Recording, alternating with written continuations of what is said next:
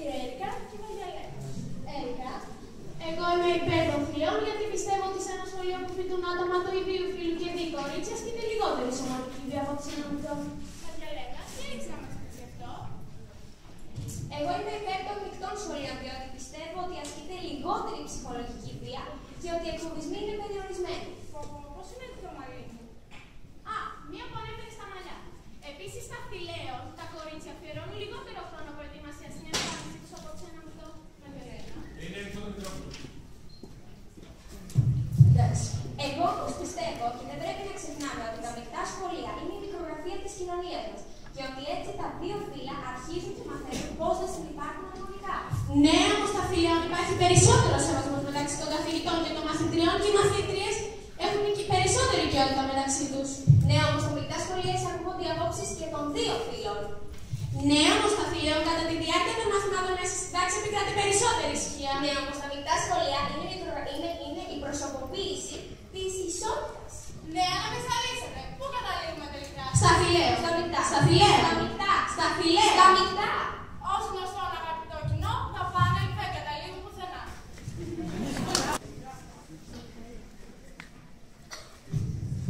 Τώρα θα σας εκφωνήσω έναν προτρεπτικό λόγο με θέμα «Πείτε ναι στις γυναίκες πολιτικούς».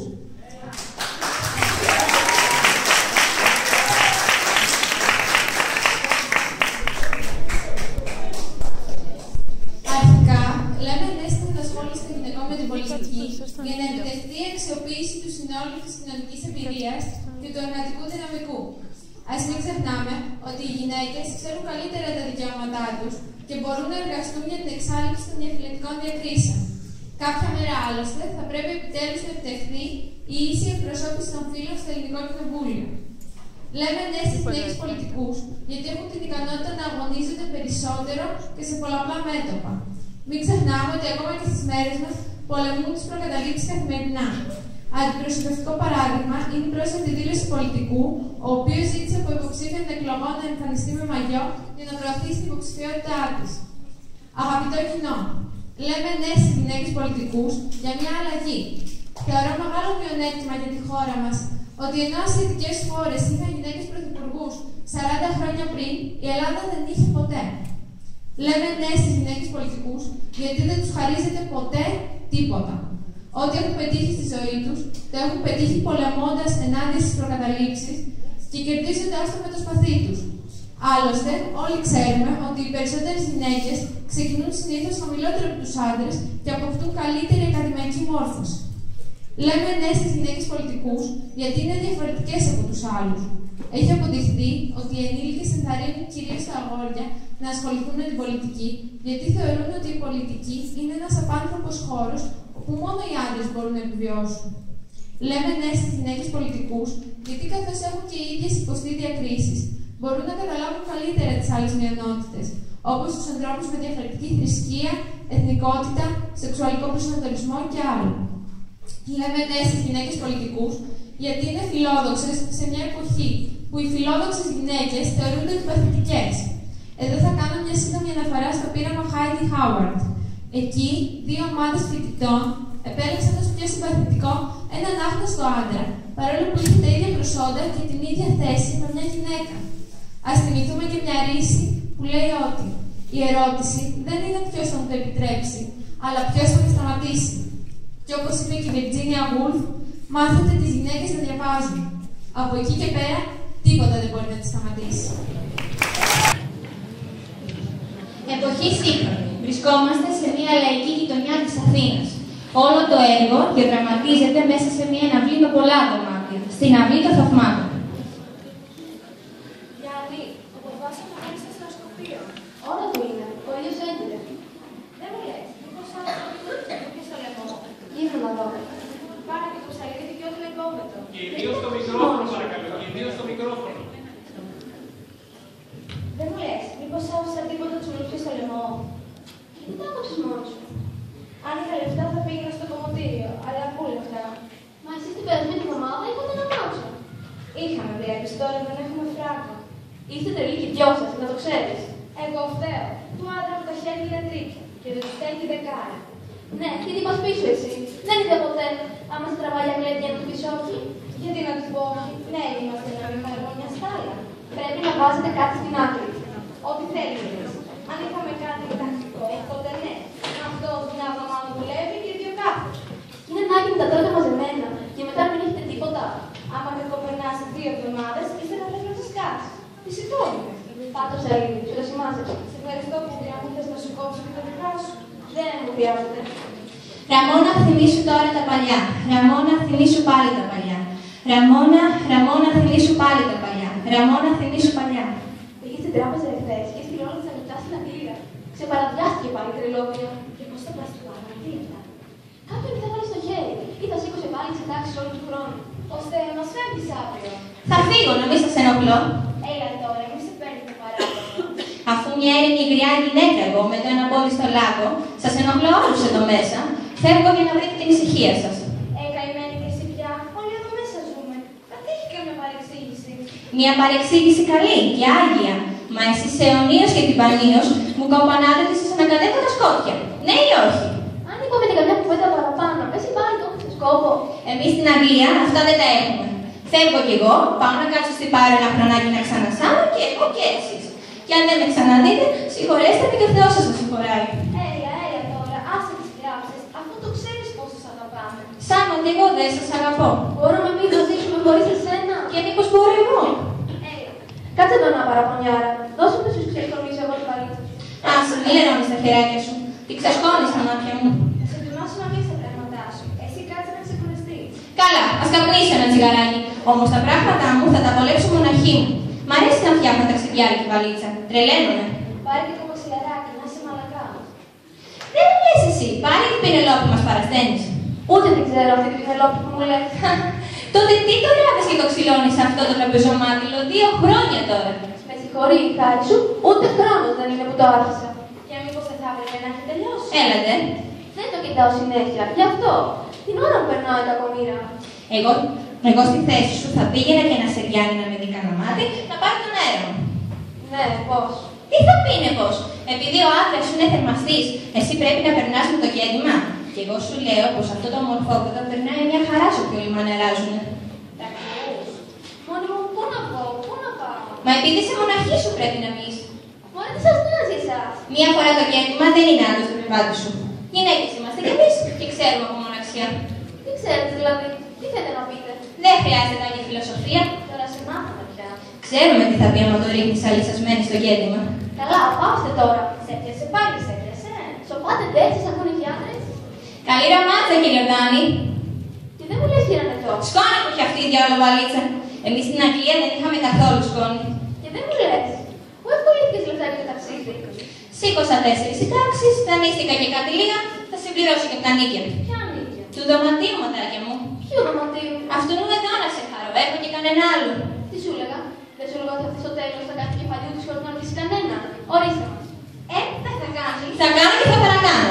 Δικό μου είναι το δωμάτιο και το επινοικιάζω. Ό,τι θέλω το κάνω. Το δικό μου δωμάτιο δώνω. Δεν δώνω το δικό σας. Χωρίστε μας. Είσαι ανέστητη. Εδώ είμαστε μια οικογένεια και πάντα μας κουβαλήσει για ξένη εδώ μέσα. Καλά σου λέει, ξέρουμε εμείς τι που μας ζητάνε. Δεν είναι γυναίκα. Άντρας είναι. Άντρας. Ένα παλικάρι, χαρά Θεού. Με ένα μαλλί παπα. Ήμαρτον Θεέ μου. Τώρα που θα έρθει ο άντρας που σου πω. Σαν δεν τρέπεσαι και είσαι και γυναίκα. Πως θα κουβαλήσει ένα ξένο εδώ μέσα. Είμαστε όλοι γυναίκες και κορίτσια. Δεν μου λες.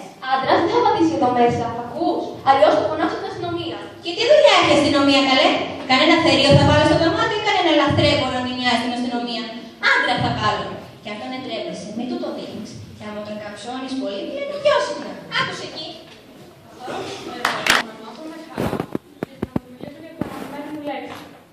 Η αγαπημένη μου λέξη είναι άνθρωπος. Τι είναι όμως? Πρόκειται για έναν καθευρέτη ιδεών, μηχανημάτων, έναν κατασκευαστή νόμων, ποιημάτων ή έναν δημιουργό αιτία. Η ιστορία του ξεκινά 3.000 χρόνια πριν. Ο τότε άνθρωπος του Σπηλαίων εξελίχθηκε σε αυτό που είμαστε εμείς. Σήμερα. Είναι ένα ευλογημένο όν από τον Θεό, πρικισμένο με τον λόγο. Πολλές φορές όμως, τυφλωμένος από το πάθος του, οδηγείται στην αυτοκαταστροφή. Όλοι γνωρίζουμε το μύθο με τον βασιλιά Μύδα, που ό,τι έπιανε μετατρέπονταν σε χρυσό. Όταν όμως έχασε ό,τι πολυτιμότερο είχε, μετανήκε πραγματικά. Έτσι και και ο άνθρωπος από την αλαζονία και την πλεονεξία του θα καταστρέψει τη μητέρα φύση. Παρ' όλα αυτά, δεν μπορώ να φανταστώ τη γη χωρίς τον άνθρωπο. Ίσως να μοιάζει με μια απέραντη στεριά, χωρίς κανένα ίχνος πολιτισμού και με μόνη ένδειξη ζωής κάποια ζώα και φυτά.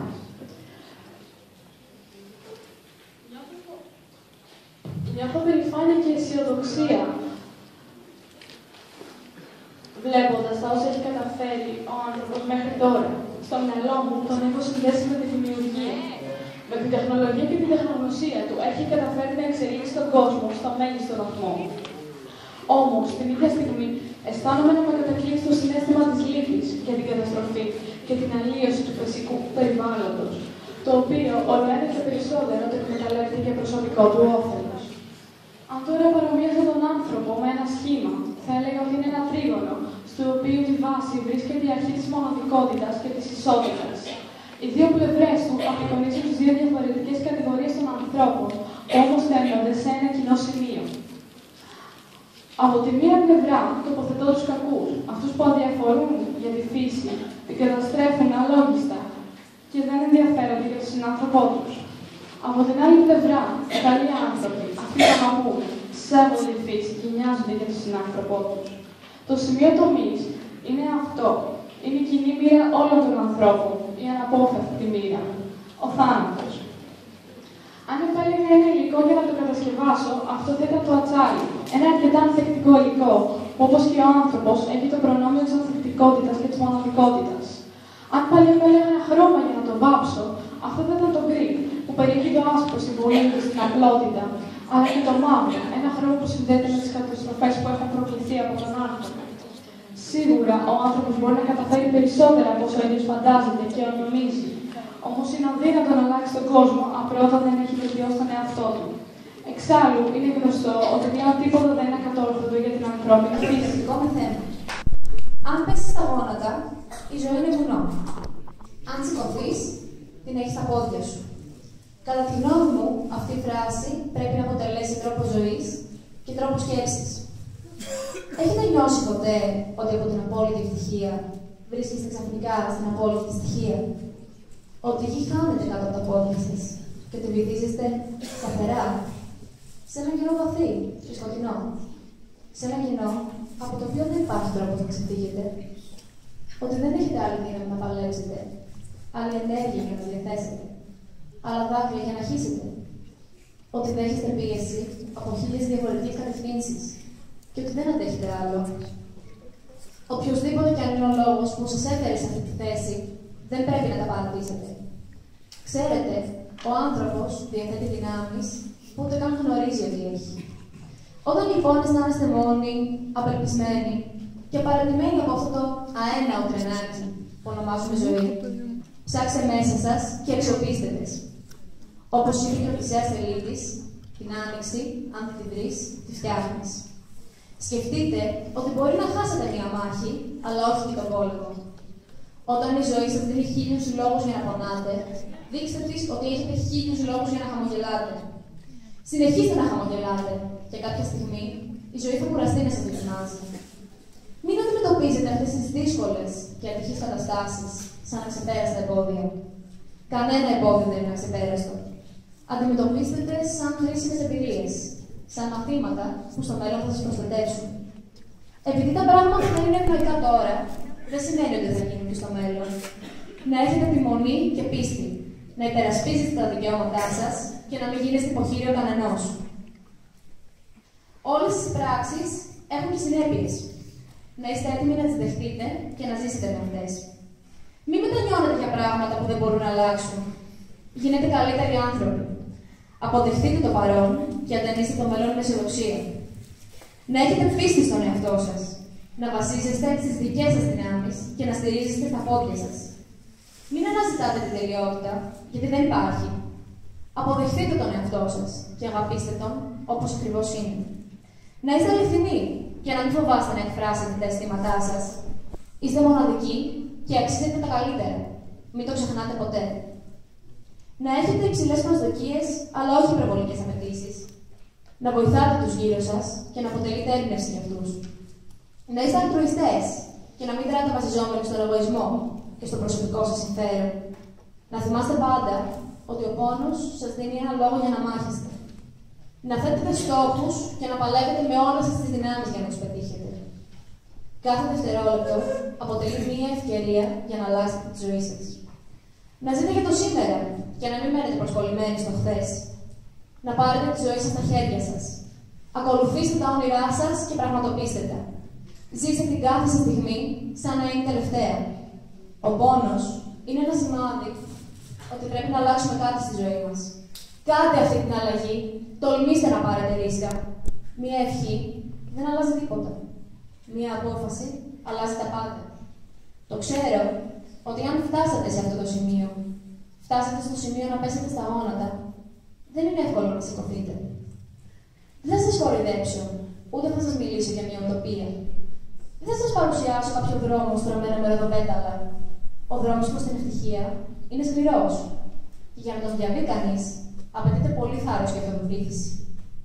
Όπως όμως και ένα παραμύθι χωρίς δράκους, τέρατα και κακές βασίλισσες είναι βαρετό, έτσι και η ζωή, χωρίς εμπόδια, είναι μονότονη και ανούσια. Θα υπάρξουν άνθρωποι που θα επιχειρήσουν να σας μειώσουν. Άνθρωποι χερέκαρδοι και μισήκαρδοι. Μην τους αφήσετε να σας επηρεάσουν. Πεισμώστε και αποδείξτε τους ότι δεν είστε ούτε αδύναμοι, ούτε δειλοί. Ζείτε μόνο μία φορά. Μην χαραμίζετε τη ζωή σας.